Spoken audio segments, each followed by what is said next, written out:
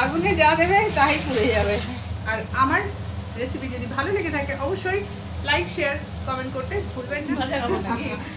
বারে বার রসুন ভাজা খেতে বলছিস, তার মানে না না, রসুন ভাজা বোতল কেটে বাটি বানিয়েছি আমি, দেখেছে? হাই বন্ধুরা, চলে এসেছি রান্নাঘরে আজকে নতুন বাঙালি খাবার নিয়ে। তবে কে কে খেয়েছেন জানি না, আমি রেসিপিটা দেখিয়ে দেবো, অবশ্যই শিখে নেবেন। আজকে হবে চিকেন পোস্ত। চিকেন পোস্ত কি করে হবে সেটা দেখে নিন। আর একটা কথা, চিকেন সবাই সব রকম, এই যে তো অনেকেই চিকেন অনেকভাবেই খান, তবে পোস্ত করে খেয়ে দেখবেন, যেভাবে বলবো ঠিক সেভাবেই রাঁধবেন, অবশ্যই সুন্দর হবে আর খুব টেস্টি হবে এবং আলাদা একটা স্বাদ হবে। তো আজকে দেখিয়ে দিই যে চিকেনের প্রথম কাজ হচ্ছে চিকেনটাকে ধুয়ে পরিষ্কার করে, এই যে আমি ম্যারিনেট করে রেখেছি, আদা রসুন অল্প অল্প দেবেন, যেরকম চিকেন থাকবে তার পরিমাণ মতো দেবেন, আর হলুদ লবণ আর একটু সামান্য সর্ষের তেল দিয়ে মেখে আধ ঘন্টা রেখে দেবেন। তো এটা রাখা আছে আমার। আর সঙ্গে লাগবে একটু ক্যাপসিকাম কুচি কুচি ওটা কেটে রেখেছি, আর অল্প পাতলা পাতলা পেঁয়াজ কেটে রাখবেন, এরকম করে পাতলা পাতলা কাটবেন, পাতলা পাতলা পেঁয়াজ কাটবেন। আর কিছুটা পেঁয়াজ, যতটা পরিমাণ পেঁয়াজ লাগবে কিছুটা পেঁয়াজ আর টমেটো আমি পেস্ট করে নিয়েছি, এর সঙ্গে কাঁচা লঙ্কাও পেস্ট করা আছে। তো এটাও লাগবে, এটাও লাগবে।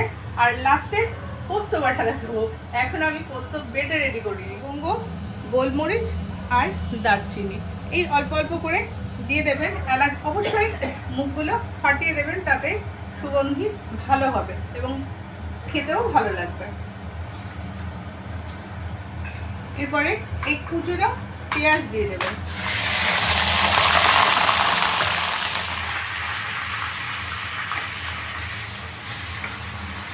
এই কুচুনো পেঁয়াজ একটু ভাজা ভাজা হবে, আর এই পেঁয়াজ নরম করতে অবশ্যই লবণ দেবেন, তাড়াতাড়ি নরম হয়ে যাবে এবং কালারও তাড়াতাড়ি চেঞ্জ হয়ে যাবে।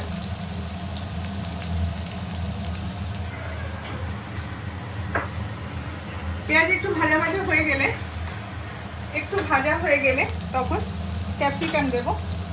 তো ভাজা হোক। আর সব থেকে ভালো কথা, দেখবেন আমার একটা নতুন বাটি বানিয়েছি, বাটিটা আপনাদের সঙ্গে শেয়ার করি।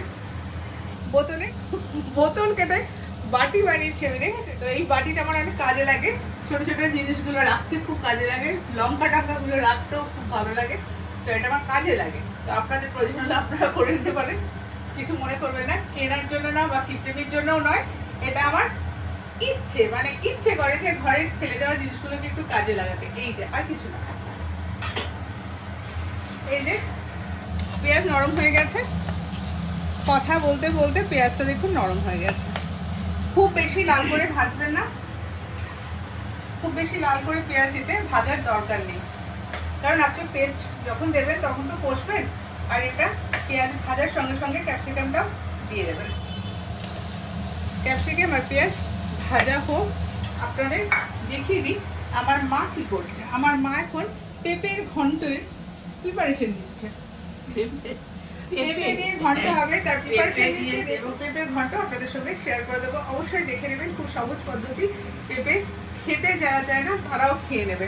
আর চিকেনে যারা চিকেন পোস্ত খাবেন, আমি বলি পোস্ত যারা ভালো একদম বাসেন না, যেমন আমি বাসি না, কিন্তু চিকেন পোস্তটা খাই, সেরকম সবাই আমার মতে চিকেন পোস্ত খাবে। কোনো মনেই হবে না যে এটা পোস্ত আছে বা পোস্তের দিয়ে রান্না হয়েছে। আর আমার এদিকে এটা একটু ভাজা ভাজা হয়ে যাচ্ছে, দেখুন। এটা একটু ভাজা হলে, রংটা চেঞ্জ হলে পেঁয়াজের, তখন অন্যান্য পদগুলো দিয়ে দেবো, সঙ্গে থাকুন। দেখুন পেঁয়াজ ভাজা হয়ে গেছে, ক্যাপসিকামও ভাজা ভাজা হয়ে গেছে। এর মধ্যে আমি রসুন দিয়ে দেবো। রসুনটা ভাজা হলে তবেই আদা দেবো। এই দেখুন রসুনটা ভাজা হোক, একটু একটু ভাজা হবে, নাহলে কাঁচা কাঁচা গন্ধ একটা থেকে যায়, যেটা নাকে লাগলে ভীষণ খাবার সময় বিরক্ত লাগে।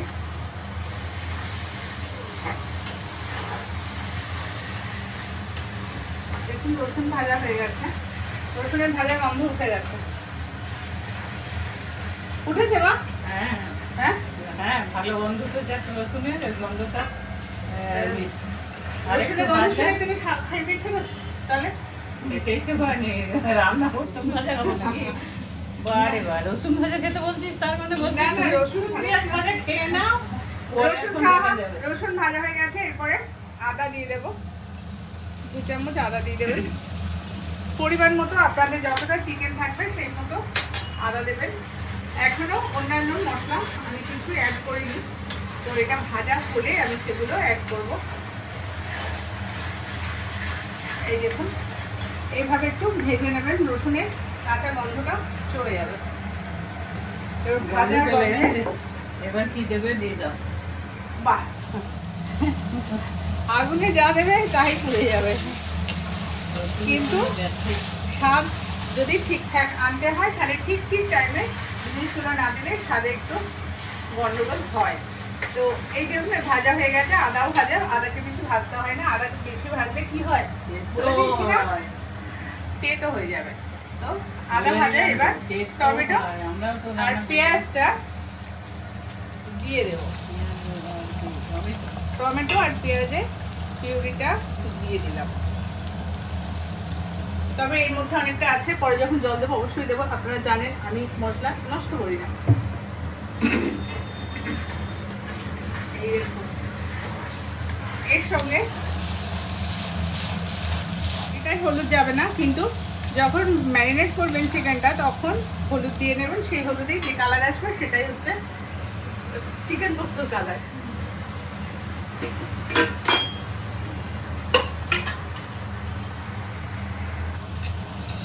এখানে একটু ধনে দিয়ে দেবেন, জিরে একটু বেশি করে দেবেন, কারণ চিকেন একটু জিরে লাগে। যেমন ঝাল খাবেন তেমন ঝাল দেবেন, ঝাল হবে না, কালার হবে। এরপরে ঝালের ব্যবস্থা করি, ঝাল ছাড়া কেউ খেতে পারে না, তো আমি ঝালের ব্যবস্থা একটু করি। ঝাল ঝাল নাহলে ভালো। একটু ঝাল ঝাল নাহলে ভালো লাগে না, তো ঝাল দিলাম। যে কোনো মাংসের আর যে যদি কোনো বেশি ঝাল preparation হয়ে হোক, যায়, ঝাল ছাড়া ভালো লাগে না। মা যদি বেশি ঝাল হয়ে যায় কি হবে জানো? কি হবে?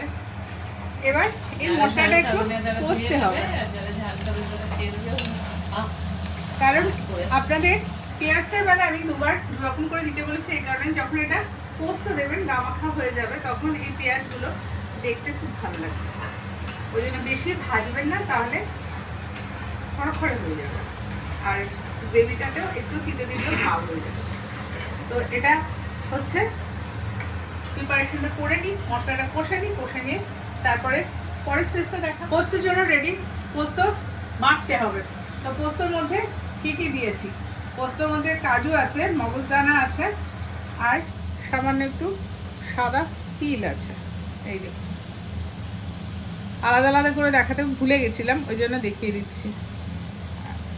তো মগজদানা সবাই চেনেন, তিলও চেনেন, আর কি কাজুও চেনেন। তো সেই নিয়েই এটা হবে গোলমাল। দেখতে থাকুন। মশলা কষা হয়ে গেছে, এই দেখুন তেল ছেড়ে গেছে, সুন্দর কালারও চলে এসেছে, দেখুন। এরপরে এই মাংসটা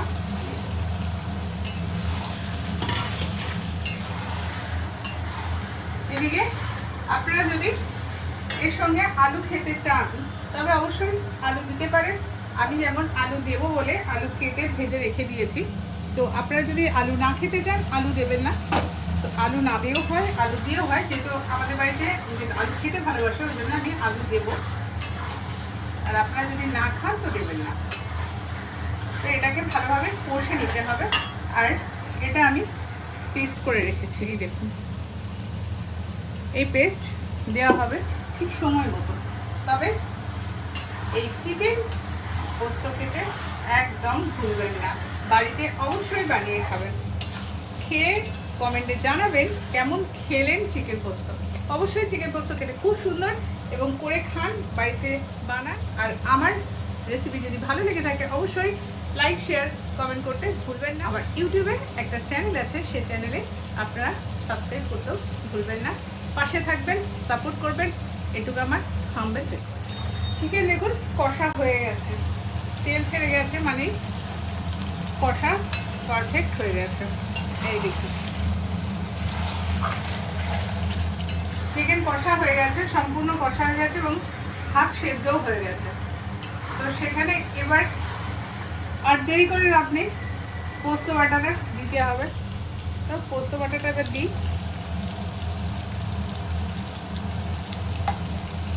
একটু পরিমাণে বেশি দেবেন, যদি পোস্ত বেশি না দেন তাহলে পোস্ত স্বাদ পাবেন না। কাজু কিশমিশ এগুলো একটু কম দেবেন, কাজু কিশমিশ দেবেন না, আর যদি দেন তো দিতেও পারেন, গোটা কিশমিশ দেবেন, দিলে গোটা দেবেন, তেলের সঙ্গে দিয়ে দেবেন। এর মধ্যে প্রচুর এখন আমার পোস্ত আছে, যেহেতু এটা একটু নাড়িয়ে দিই।